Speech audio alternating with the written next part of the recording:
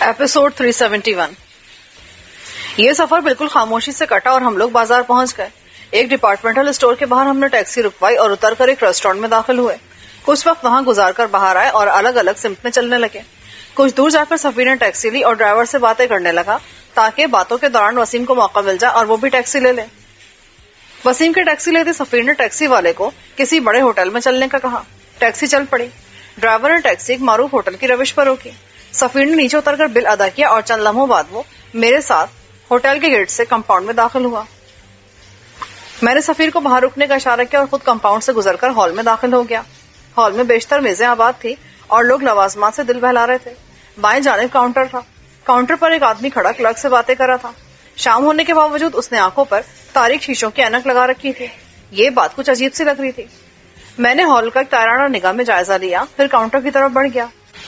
करीब पहुंचने से पहले ही तारीख शीशों की ऐनक वाला वहां से हटा और हॉल के आखिरी सिरे पर वाक़ जीनों की तरफ बढ़ गया।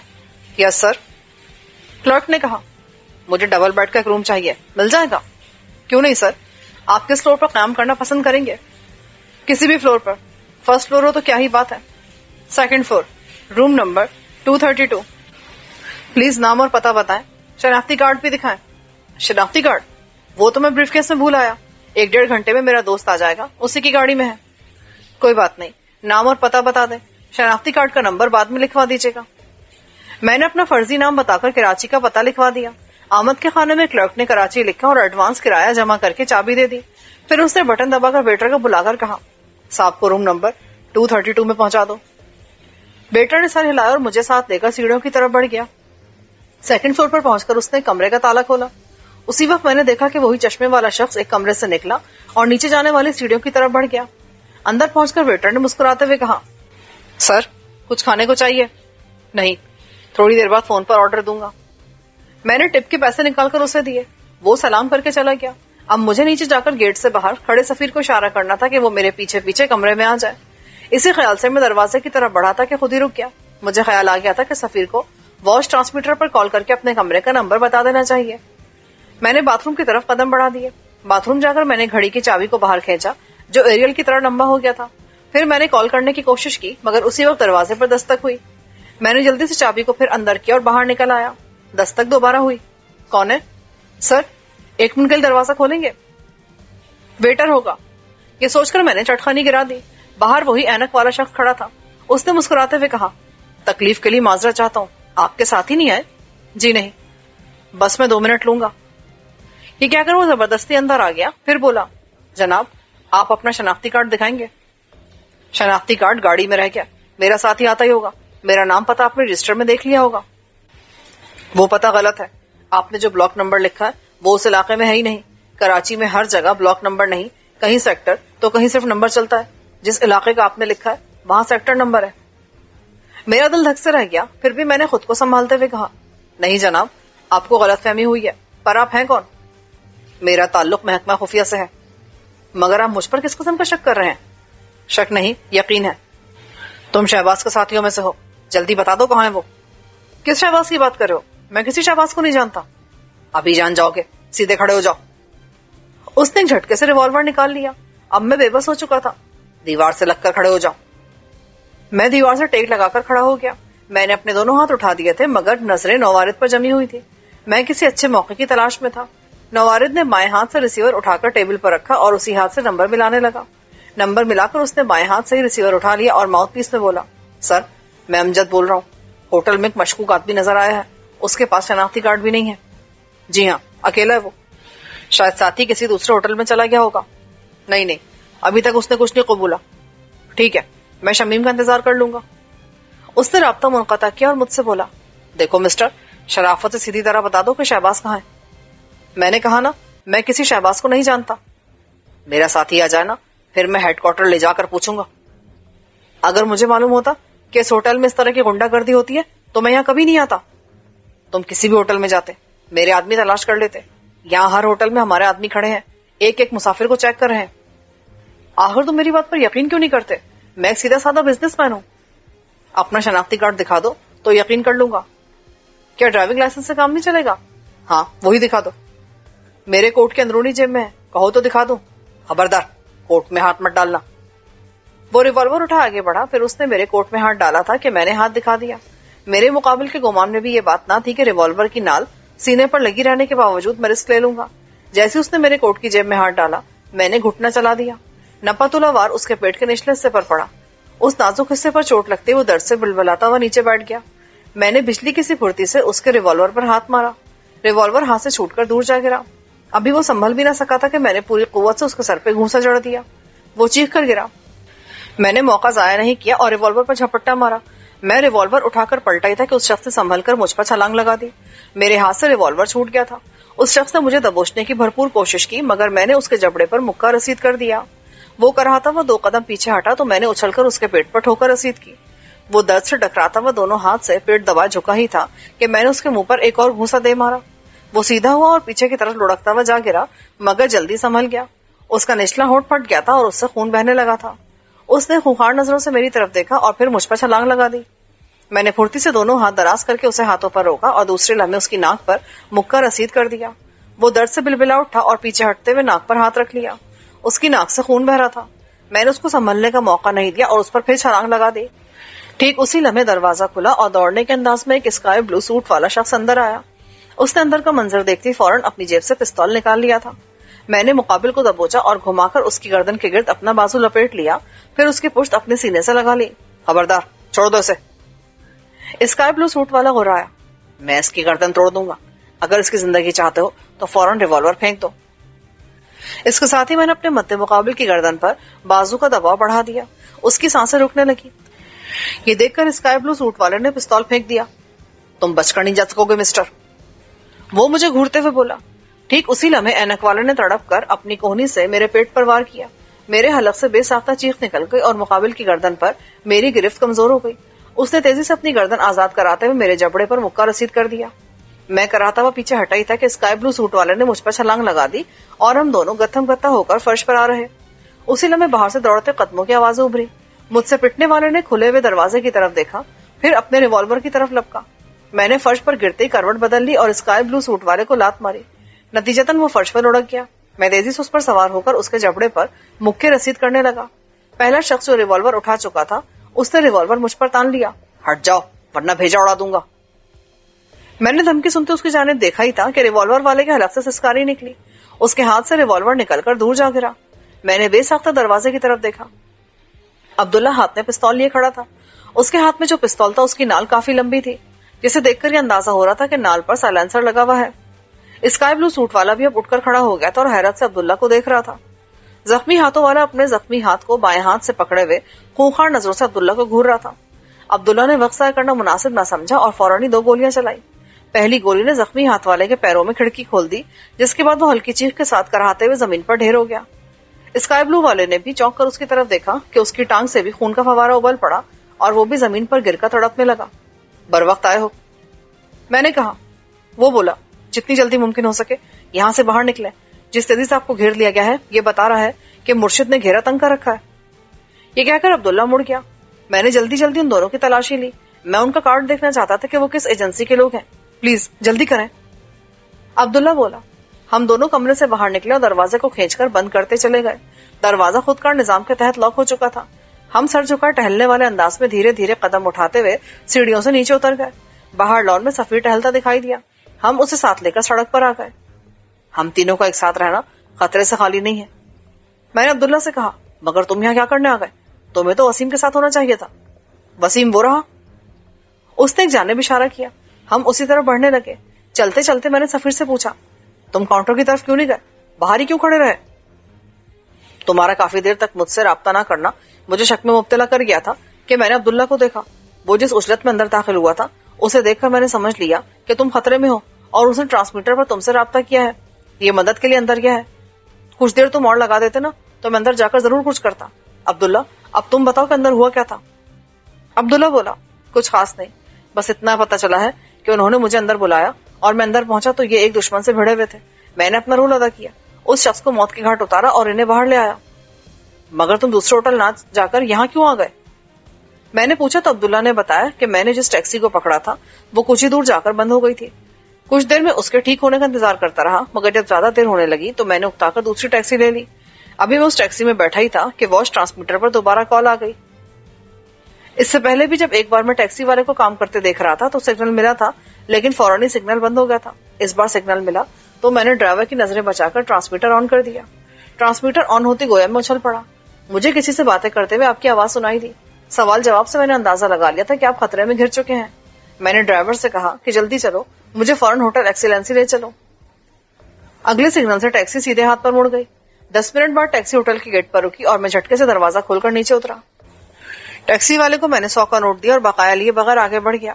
میں ہال میں پہنچا اور نارمل انداز میں چلتا ہوا ہال کی دوسری جانب واقع زینوں کی طرف بڑھ گیا. اسی لمحے میرے عقب سے اسکائی بلو سوٹ میں ایک آدمی آیا اور برابر سے گزرتا ہوا بہت تیزی سے زینوں کی طرف بڑھ گیا. میں اس کی تیزی پر چونکے بنا نہ رہ سکا. جب میں زینوں کے پاس پہنچا تو وہ اسکائی بلو سوٹ والا زینے چڑھ چکا تھا. میں نے بھی اپنی رفتار بڑھا دی. میں فرسٹ فلور پر پہنچا تو مجھے وہ شخص کہیں نہ دکھائی دیا. میں مزید اوپر چڑھتا چلا گیا کیونکہ اوپر سے قدموں کی ہٹ سنائی دے رہی تھی. میں نے ریسیونگ واچ پر کمرے کا نمبر سن لیا تھا. فلور بھی معلوم ہو چکا تھا, اس لیے میں سیکنڈ فلور پر آیا تھا. جب میں سیکنڈ فلور پر پہنچا تو وہ گلیارہ خالی پڑا تھا. ابھی میں اس گلیارے میں آگے بڑھ رہا تھا کہ مجھے ہلکی ہلکی دبی دبی سی چیخ سنائی دی. میں نے اس دروازے کو تھوڑا سا کھول کر اندر دیکھا تو سامنے آپ نظر آئے اور میں نے کھیل کو ختم کرنے کے لیے اپنا کردار ادا کرنا شروع کر دیا. اب آپ بتائیے کہ آپ ان کے جنگل میں کیسے پھنسے؟ میں نے پوری بات کہہ سنائی. یعنی دشمن نے ہر طرف جال پھیلا رکھا ہے. بار بار ہم سے ہندو ٹکرا رہے ہیں. اب اس کا ایک ہی علاج ہے کہ اس عورت تک جلد از جلد پہنچ کر اپنا ٹاسک پورا کیا جائے. وہ کس لالچ میں مرشد کو خرید رہی ہے, مرشد سے وہ کیا کام لینا چاہتی ہے, یہ جاننا ضروری ہے. سفیر نے کہا, مگر وہ عورت ملے گی کہاں سے؟ عبداللہ نے تجسس سے پوچھا. بہت آسان سوال ہے, ہم نے ایک مہرے کو ابھی تک نہیں چھڑا, اسی سے معلوم ہوگا. میں نے مسکراتے ہوئے کہا, کون سا مہرا؟ سفارت خانے کا افسر وسیم کے بندے نے جس کے بارے میں بتایا تھا کہ وہ سمیرہ نامی لڑکی سے ملنے جاتا رہا ہے, جس کی ریکی سفیر کر چکا ہے. وہ ہر روز صبح صبح جاگنگ کرنے پارک میں آتا ہے, وہیں اسے گھیر لیں گے. صبح تو ہو رہی ہے اور یہی وقت ہوتا ہے جب لوگ جاگنگ کرنے کے لیے نکلتے ہیں. تو پھر نکلو, دیر کیوں؟ یہ کہہ کر میں نے اونگتے ہوئے ٹیکسی ڈرائیور کو اشارہ کیا. اس ٹیکسی میں بیٹھ کر ہم لوگ سفارت خانے کے سامنے والے پارک میں پہنچ گئے. اتفاق کی بات کہ جس وقت ہم تینوں اس اوپن پارک میں داخل ہوئے وہ افسر ایک بینچ پر بیٹھا نظر آ گیا. سفیر نے دھیمی آواز میں کہا, وہ بیٹھا ہے. میں نے اچٹتی سی نظر اس پر ڈالی اور پھر بولا, وقت زیادہ نہ ہو جائے اس لیے جلد اپنا کام دکھانا ہے. تم ایسا کرو, کسی گاڑی کا انتظام کر لو, ہم اسے کسی ویرانے میں لے چلتے ہیں. اوکے, میں دیکھتا ہوں. یہ کہہ کر وہ آگے بڑھ گیا. اتنی دیر میں افسر اپنی جگہ سے کھڑا ہو گیا تھا. اس نے پھر سے دوڑ لگانی شروع کر دی. میں اور عبداللہ بھی آہستہ آہستہ جاگنگ کے انداز میں دوڑ رہے تھے. تبھی ہمیں سفیر آتا دکھائی دیا. اس کے چہرے پر خوشی کی جھلک نمایاں تھی. میں نے اندازہ لگا لیا تھا کہ وہ کامیاب لوٹا ہے. میں نے سرگوشی میں عبداللہ سے کہا, چلو لگتا ہے کام ہونے والا ہے. اوکے, اب میرا کمال دیکھیں, آپ اپنی رفتار سست رکھیں. عبداللہ نے کہا اور پھر اس نے کمال کی اداکاری کی. وہ جاگنگ کرتے کرتے اس افسر پر گرا تو وہ اوہ سوری کہہ کر اسے سہارا دینے کی کوشش کرنے لگا. عبداللہ اپنا سینہ مسلتے ہوئے کرا رہا تھا. افسر نے گھبرا کر ادھر ادھر دیکھا. اتنی دیر میں ان تک پہنچ گیا تھا. میں بھی رک کر دیکھنے لگا. ینگ مین, ذرا سہارا دو, لگتا ہے اسے ہارٹ اٹیک ہوا ہے. افسر نے کہا, ادھر میری گاڑی کھڑی ہے, آپ آئیں, میں نے اسپتال لیے چلتا ہوں. نہیں, میرے پاس وقت کم ہے, مجھے جانا ہے, تم ہی پہنچا دو. کوئی بات نہیں, گاڑی تک پہنچانے کے لیے تو آپ کو سہارا دینا ہی پڑے گا. ہاں, کیوں نہیں. یہ کہہ کر اس نے عبداللہ کے بازو کو اپنے سر سے گزار کر کندھے پر رکھ لیا. دوسری طرف سے میں نے وزن سنبھالا اور ہم دونوں اسے اٹھائے ہوئے پارک کے گیٹ کی طرف بڑھ گئے. سفیر نے دور سے دیکھ لیا. افسر کو ساتھ دیکھ کر اس کے ہونٹوں پر مسکراہٹ آ گئی. وہ لمبے لمبے ڈگ بھرتا اس گاڑی کی طرف بڑھنے لگا جس کی پچھلی سیٹ پر اس نے اس کار کے مالک کو بے ہوش کر کے اس طرح بٹھا دیا تھا جیسے وہ بیٹھے بیٹھے سو گیا ہو. کار کے قریب پہنچ کر وہ ٹیک لگا کر کھڑا ہو گیا. افسر اور میں عبداللہ کو سہارا دے کر باہر لائے. میں نے سفیر کو دیکھ لیا تھا. ہم اسی طرح بڑھنے لگے. کار کے نزدیک پہنچنے تک میں نے بائیں ہاتھ سے عبداللہ کو تھام رکھا تھا. دائیں ہاتھ سے میں نے دروازہ کھولا. افسر اسے لٹانے کے لیے جھکا تھا کہ سفیر نے آگے بڑھ کر اس کی کمر پر ریوالور کی نال رکھی اور غراتی آواز میں بولا, چپ چاپ اندر بیٹھ جاؤ. افسر اتنا گھبرا گیا تھا کہ وہ ہل بھی نہ سکا. عبداللہ نے بھی دیر نہ لگائی اور دوسری طرف سے اس کی کمر میں اپنا پستول ٹکا دیا.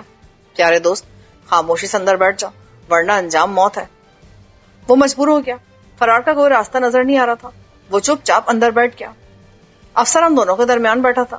پچھلی سیٹ پر ہم تینوں گویا ٹھونس دیے گئے تھے. ڈرائیونگ سیٹ پر عبداللہ تھا. اسے ایک ایک راستہ معلوم تھا. ہم لوگ شہر سے باہر آئے. اب ویران علاقہ شروع ہو گیا تھا. پتھریلے راستے پر اچھلتی کودتی کار آگے بڑھ رہی تھی کہ ایک جگہ اس نے گاڑی روک لی. پھر نیچے اتر کر بولا, مسٹر, جو کچھ پوچھا جائے بتا دو ورنہ تمہاری لاش کو بھی سفارت خانے والے ترس جائیں گے. کیا پوچھنا چاہتے ہو؟ صرف اتنا بتا دو کہ اس مشن کے لیے کتنے افراد یہاں آئے ہیں اور مشن ہے کیا؟ اس نے چوک کر عبداللہ کو دیکھا، پھر لرزتی آواز میں کہا، تم کون لوگ ہو؟ ہم خدائی فوجدار ہیں، جو پوچھا جا رہا ہے وہ بتاؤ۔ میں کسی مشن سے واقف نہیں ہوں۔ جھوٹ مت بولو، ورنہ انجام اتنا برا ہوگا کہ تم سوچ بھی نہیں سکتے۔ ہم دشمن کو مارنے کے قائل نہیں ہیں، کیونکہ مرنے والا کسی بات کا جواب نہیں دیتا، ہم اذیت دے دے کر جواب وصول کرتے ہیں۔ اب یہ تم پر منحصر ہے کہ تم کس طرح جواب دینا پسند کرو گے، ابھی نہایت آسانی سے یا ایزا سہ کر۔ میں نے کہا نا، میں کسی مشن سے واقف نہیں ہوں۔ اچھا، مرضی تمہاری، مت بتاؤ۔ بھائی سفیر، ذرا نے اپنی سوئی کا کمال تو دکھاؤ۔ سفیر نے انجیکشن جیب سے نکالا اور نیڈل کو پھرتی سے اس کے بازو پر مار کر نکال لیا۔ وہ سی کر کے رہ گیا۔ یہ نمونہ ہے، یہ سوئی چبونے کا ماسٹر ہے، 1 سیکنڈ میں 3 بار سوئی چبوتا ہے۔ یہ پیروں سے شروع ہوتا ہے اور پیشانی تک جاتا ہے، اس راہ میں آنکھیں بھی آتی ہیں۔ تو تم کہنا کیا چاہ رہے ہو؟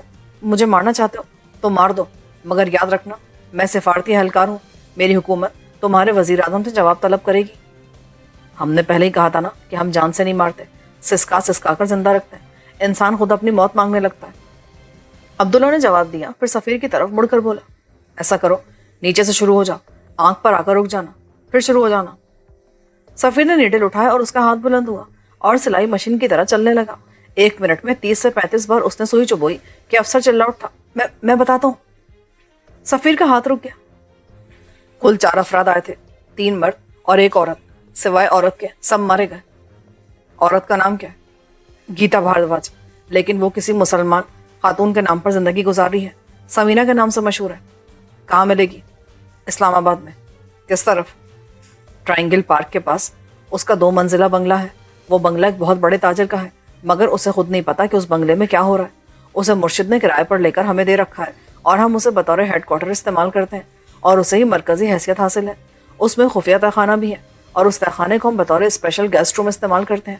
ہمارے مرکزی عہدیدار جب بھی آتے ہیں اسی میں ٹھہرتے ہیں۔ گیتا بھی اسی میں ٹھہری ہوئی ہے۔ لگے ہاں تو یہ بھی بتا دو کہ وہ کتنے دنوں سے وہاں ہے؟ تقریباً 1 سال ہو چکا ہے، مگر زیادہ تر وہ دورے پر رہتی ہے، کیونکہ پورا نیٹ ورک اس کی ذمہ داری ہے، وہی اس مشن کی انچارج ہے۔ معلومات فراہم کرنے کا بہت شکریہ۔ اب ایسا کرو، تم سو جاؤ، موت کی نیند میں کھو جاؤ۔ یہ کہہ کر عبداللہ نے اس کی کنپٹی پر نال رکھ کر ٹریگر دبا دیا۔ ہلکی سی کلک کی آوازیں اور سائلنسر سے نکلی گولی اس کے دماغ میں اترتی چلی گئی۔ خون کا فوارہ سے اچھل کر نکلا اور خود عبداللہ کے چہرے کو بھگو گیا۔ عبداللہ نے اس کی لاش کو کھینچ کر کار سے باہر نکالا اور پہاڑیوں کے درمیان پھینک آیا۔ بھائی، ان صاحب کو بھی یہیں کہیں آرام کرنے کی اجازت دے دو۔ میں نے گاڑی کے مالک کی طرف اشارہ کیا جو بے ہوشی کے عالم میں گاڑی میں پڑا تھا۔ کیا ہمیشہ کے لیے؟ عبداللہ نے پوچھا۔ نہیں، صرف کچھ دیر کے لیے۔ عبداللہ نے دوسری طرف کا دروازہ کھول کر اسے بھی باہر نکالا اور وہیں ایک بڑے سے پتھر پر لٹا کر اس کی کنپٹی پر ریوالور کے دستے سے ایک اور وار کر دیا تاکہ وہ مزید کچھ دیر بے ہوش رہ سکے۔ پھر ہم شہر کی طرف لوٹ چلے۔ شہر میں داخل ہونے کے بعد عبداللہ نے پوچھا، اب ہمیں کہاں جانا ہے؟ ایسا کرتے ہیں، سیدھے اسی بنگلے پر چلتے ہیں، لیکن یہ بات یاد رکھیں کہ وہاں سیکیورٹی بہت سخت ہوتی ہے۔ بس یوں سمجھ لیں کہ کنٹونمنٹ ایریا جیسے انتظامات ہیں۔ کل 50-60 بنگلے ہوں گے، اس کے گرد 4 دیواری ہے۔ گیٹ پر چیک پوسٹ ہے جس میں مسلح پہرے دار ہر وقت موجود رہتے ہیں۔ اندر جانے والوں کو چیک پوسٹ پر رک کر اپنی شناخت کرانی ہوتی ہے۔ گارڈ بتائے گئے بنگلے پر فون سے کنفرم کرتا ہے۔ کنفرم ہو جانے کے بعد وہ وزٹر کو پاس ایشو کرتا ہے۔ جب تک تصدیق نہ ہو اندر جانے نہیں دیا جاتا۔ رات کے وقت 4 دیواری کے ساتھ ساتھ جیپ پر راؤنڈ لگایا جاتا ہے تاکہ کوئی چھلانگ لگا کر اندر نہ گھسے اور دیوار پھاندنے کی کوشش نہ کرے۔ یاد رکھو، کتنی بھی ٹائٹ سیکیورٹی کیوں نہ ہو، اس میں کہیں نہ کہیں کوئی شگاف ضرور ہوتا ہے۔ اچھی بات ہے، میں شگاف تلاش کرتا ہوں۔ یہ کہہ کر عبداللہ نے کار کو رخ منزل کی طرف جانے والے راستے پر موڑ دیا، مگر 30 منٹ کی ڈرائیو کے بعد اس نے کار روک لی اور نیچے اتر آیا، پھر آگے بڑھنے لگا۔ بطور دم چھلا میں بھی اس کے ساتھ تھا۔ وہ گیٹ پر پہنچا، پھر رک کر خود ہی بولا، کار کو بھی آج ہی خراب ہونا تھا، اتنی مشکل سے اسے گیراج پہنچا کر آ رہا ہوں۔ وہ اس طرح بول رہا تھا جیسے گارڈ سے اس کی بڑی اچھی دوستی ہے۔ ارے تم چپ کیوں ہو؟ صوفی صاحب دکھائی نہیں دے رہے، کہیں گئے ہیں کیا؟ اس نے اندھیرے میں تیر چلایا۔ واچ مینوں میں بہت سے ایسے ہوتے ہیں جن کی داڑیاں ہوتی ہیں، ان میں بھی ایک نہ ایک داڑھی والا شخص ضرور ہوگا۔ آج ان کا آف ہے، گارڈ نے جواب دیا۔ اچھا، ہاں، ایک اچھی فلم لایا ہوں، دیکھنا ہو تو میرے بنگلے پر آ جانا۔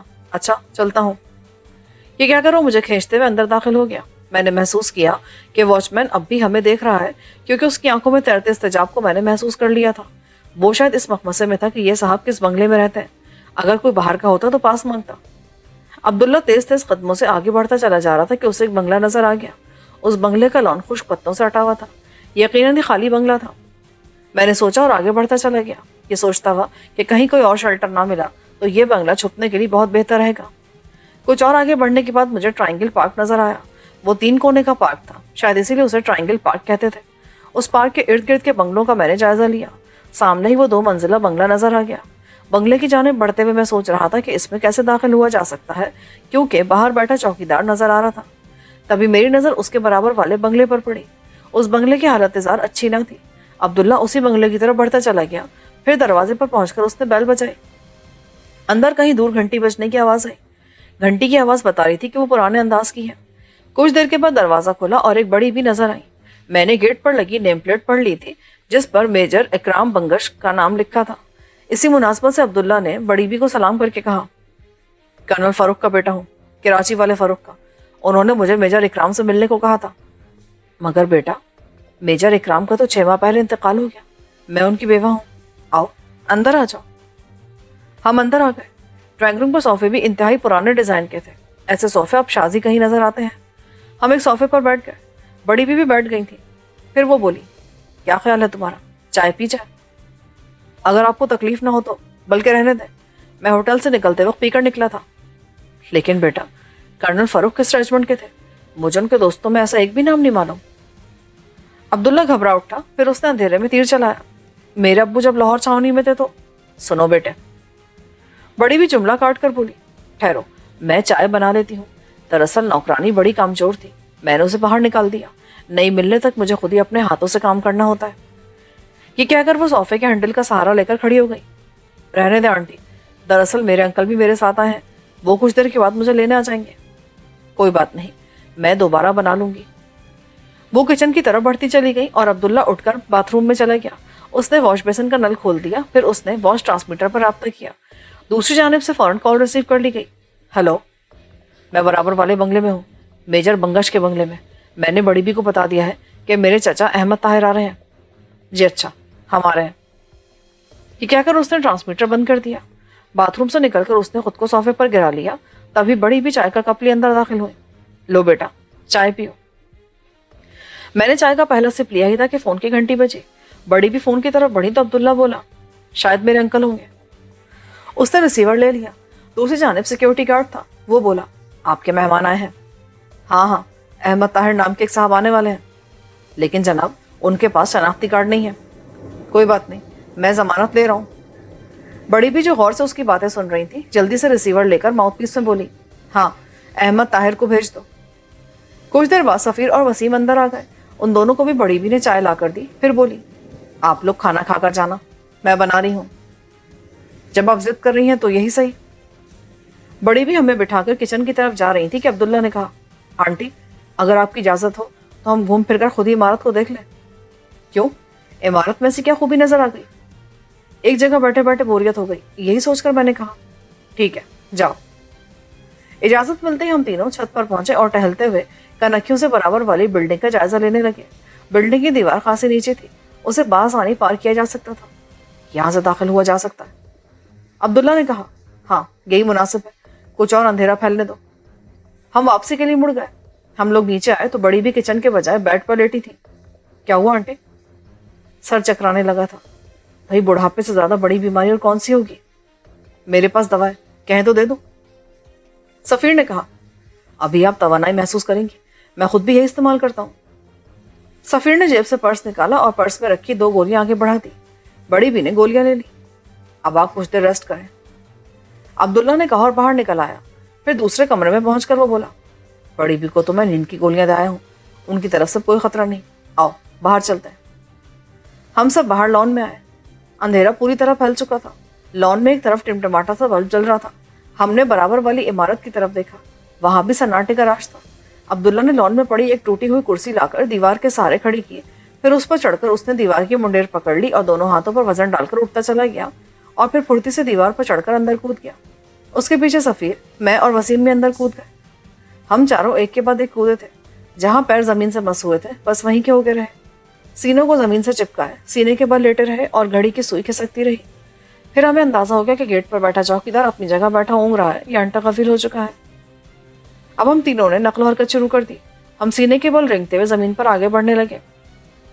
برآمدہ کچھ اونچا تھا۔ سب سے پہلے عبداللہ اچھل کر اوپر چڑھا، پھر ہم تینوں۔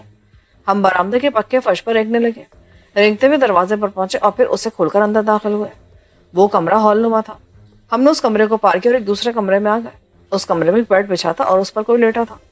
لیٹی ہوئی ہستی پر نظر پڑتی ہم تینوں بری طرح چونک گئے۔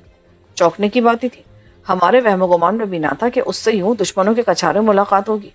یہ وہی لڑکی تھی جو اس دن ہمیں بس میں ملی تھی اور اس کے ساتھی کے پاس سے ڈرگ برآمد ہوا تھا۔ اس نے بھی ہم تینوں کو دیکھ لیا تھا۔ اس کے چہرے پر حیرت کے تاثرات ابھر ہیں۔ وہ اٹھ کر بیڈ پر بیٹھ گئی اور حیرت سے بولی، تم لوگ یہاں تک کیسے پہنچے؟ اپنے پیروں سے چل کر۔ آ تو گئے ہو مگر اب زندہ واپس نہیں جا سکو گے۔ اب میں سمجھا تم ہی سمینا ہو۔ سفیر بولا، جو بھی جی چاہے سمجھ لو۔ اس نے کہا اور ساتھ ہی تکیے کے نیچے سے ایک چھوٹا سا ریوالور نکال لیا۔ وہ ابھی تک صرف انگلش میں باتیں کر رہی تھی اور کسی اہل زبان کی طرح انگلش بول رہی تھی۔ اس کھلونے کو نیچے رکھ دو سمینا۔ ہاں، تاکہ تم لوگ مجھے قابو کر لو۔ قابو میں تو تم آ چکی ہو۔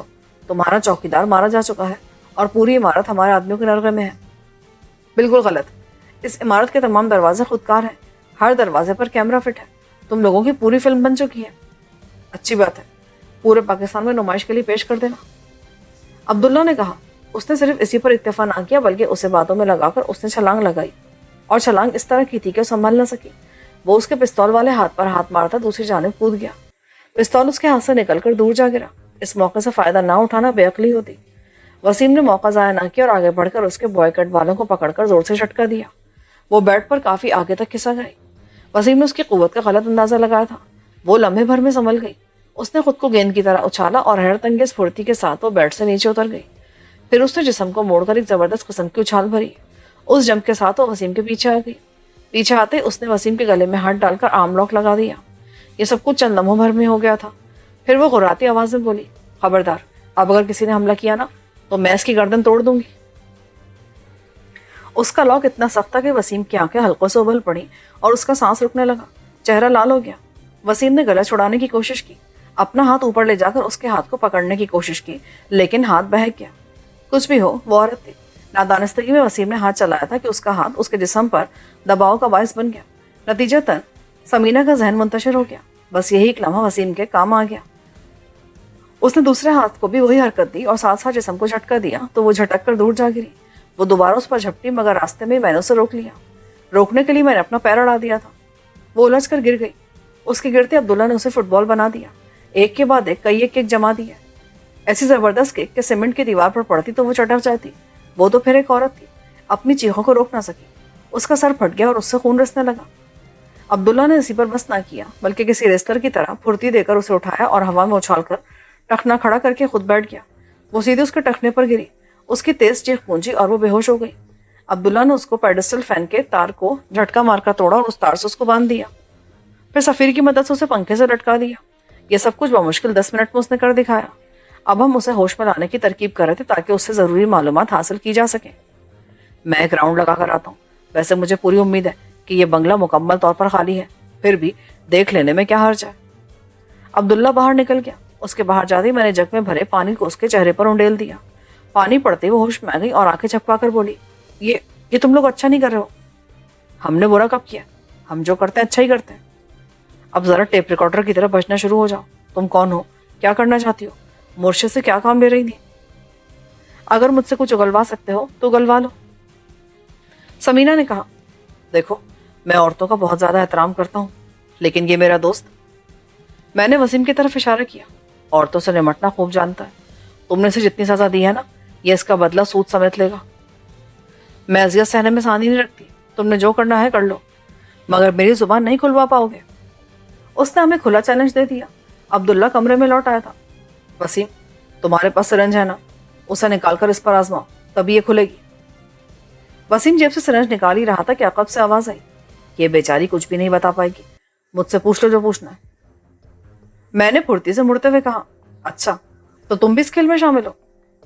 مجھے حیرت ہوئی۔ یہ برابر والے گھر کی بڑی بھی تھی۔ تم نے یہی سمجھا ہوگا کہ ایک بڑھیا عورت کو بیوقوف بنا دو گے۔ میری کامیابی کی وجہ بھی یہی ہے کہ مجھے بڑھیا دیکھ کر کوئی مجھ پہ شک نہیں کرتا۔ اپنے سی بڑھاپے کا سہارا لے کر میں نے بنگش کو دھوکہ دیا اور اس کے گھر پر قبضہ کیے بیٹھی ہوں. اگر اپنی اصل صورت اور عمر کے ساتھ سامنے آئی تو وہ اپنے گھر میں گھسنے بھی نہیں دیتا. اس لیے اس کے بیچ کے کرنل کی ماں بن کر اس سے ملی کہ اب اس دنیا میں میرا کوئی نہیں. وقت پر پینشن نہیں ملتی. فاقے کی نوبت آ گئی ہے. مجھے سہارا دے دو. اس سیدھے سادے آدمی نے مجھے گھر میں ٹھہرا لیا. آس پاس کے 2-1 گھر میں جا کر میں نے خود کو بنگش کی بہن بتایا اور پھر بنگش کو دنیا سے چلتا کر دیا. پاس پڑوس والے بھی شک نہ کر سکے. یہ سب مجھے کیوں بتا رہی ہو؟ اس لیے کہ تم لوگ سمجھ سکو کہ میں معمولی بڑھیا نہیں ہوں. اور یہ بھی سن لو کہ میں ہی گیتا ہوں.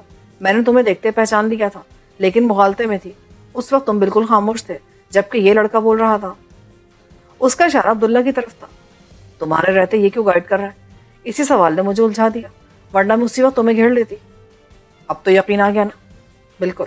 اسی لیے اب تم تینوں دیوار سے لگ کر کھڑے ہو جاؤ. اس نے ہاتھ میں پکڑے پستول کو لہراتے ہوئے کہا اور روبی کی طرف بڑھی. شاید وہ اسے آزاد کرانا چاہتی تھی. میرے اور اس کے درمیان خاصا فاصلہ تھا. اگر میں اس پر جمپ لگاتا بھی تو اس تک نہیں پہنچ پاتا.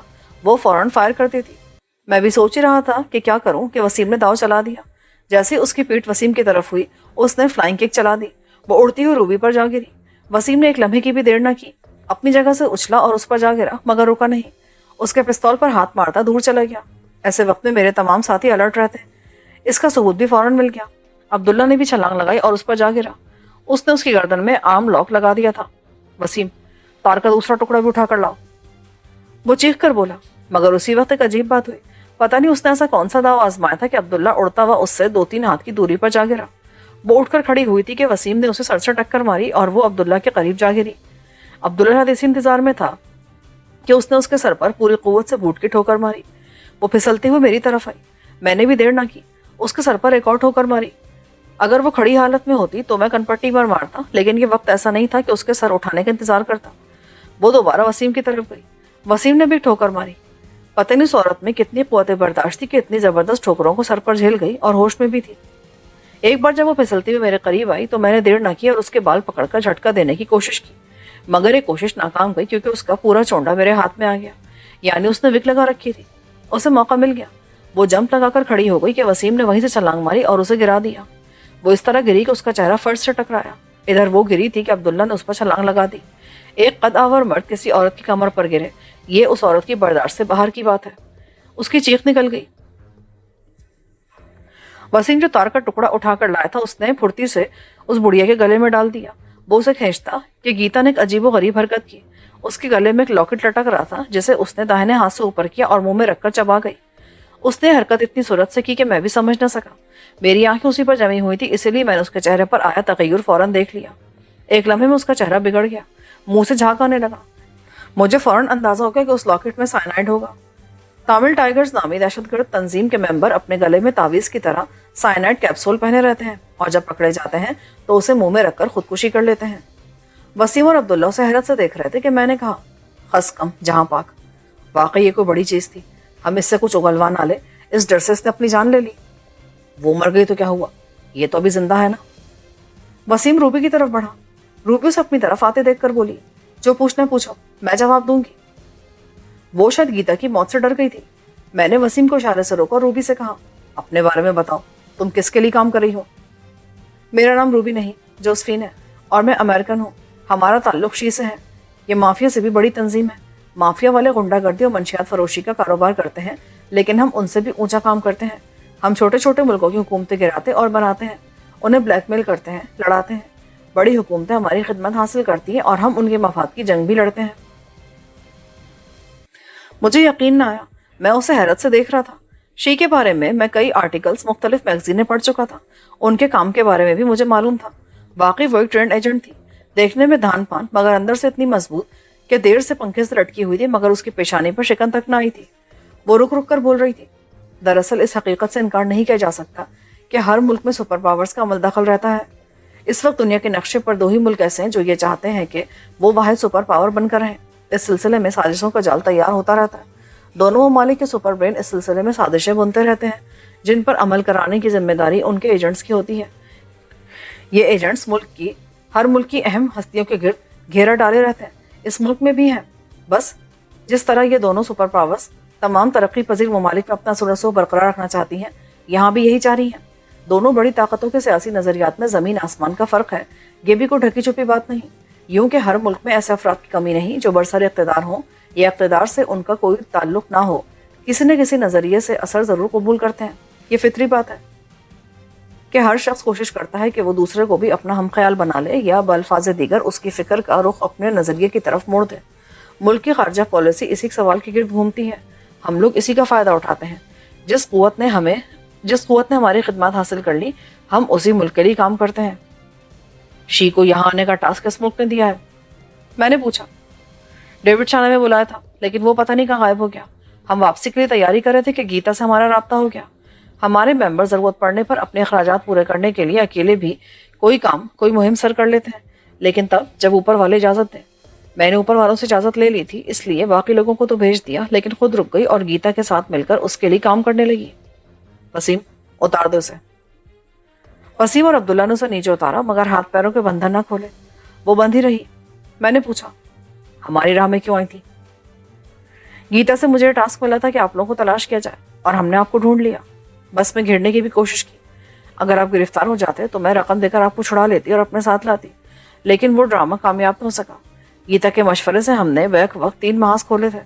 اس میں دوسرا محاذ آپ کو یہاں سے آؤٹ کرا کے بھارت بھیجنے کا تھا تاکہ آپ کو وہاں مروا دیا جائے اور آپ کی لاش ملتی تو پوری دنیا کی میڈیا گڑے مردے اکھاڑنے لگتی. ہندوستانی خوب معاملہ بچاتے اور پورا الزام پاکستانی حکومت پر ڈال کر بدنام کیا جاتا کہ دہشت گرد کو پاکستان نے بھیجا ہے. اس طرح پاکستانی حکومت کو بلیک میل کیا جاتا.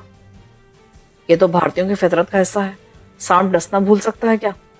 بی بی اب یہ بھی بتا دو کہ مرشد اور گیتا کے درمیان کس قسم کا معاہدہ تھا؟ پوری بات کا تو مجھے پتا نہیں. میں تو صرف تمہیں پھانسنے کے لیے رکی ہوئی تھی. مرشد کو جب بھی رقم کی ضرورت ہوتی میں اسے پہنچاتی اس لیے کہ گیتا الگ رہ کر کام کر رہی تھی. تمہارے یہاں کی ایجنسیوں کو الجھانے کے لیے ہی اس نے مجھے رکھا تھا کہ اس کے ملک پر الزام نہ آئے.